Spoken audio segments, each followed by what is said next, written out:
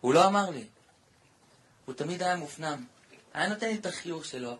כזה חיוך מתוק כזה. שוני הבונבון שלי.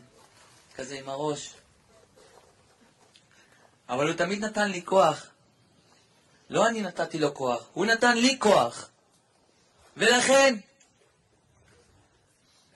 הצבא שלנו, כולנו פה ביחד, בזכות השמחה שלו, השמחה הפנימית, לא החיצונית, גם החיצונית, השמחה הפנימית שלו,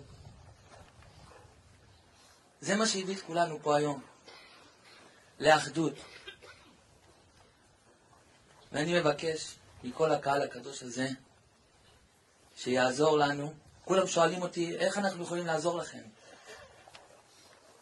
רק בדבר אחד.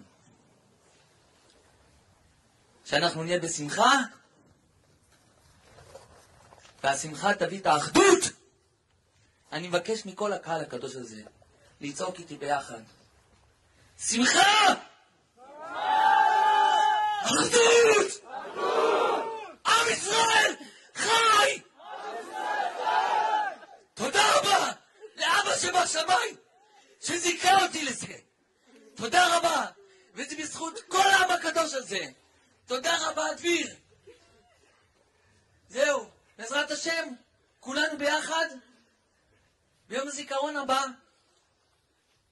כולנו נשמח איתו ביחד, כי השמחה מביאה את האחדות, וזה יביא לנו את המשיח.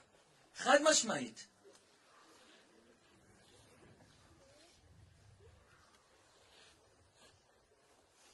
תודה צ'וני, דביר חיים רסטלר.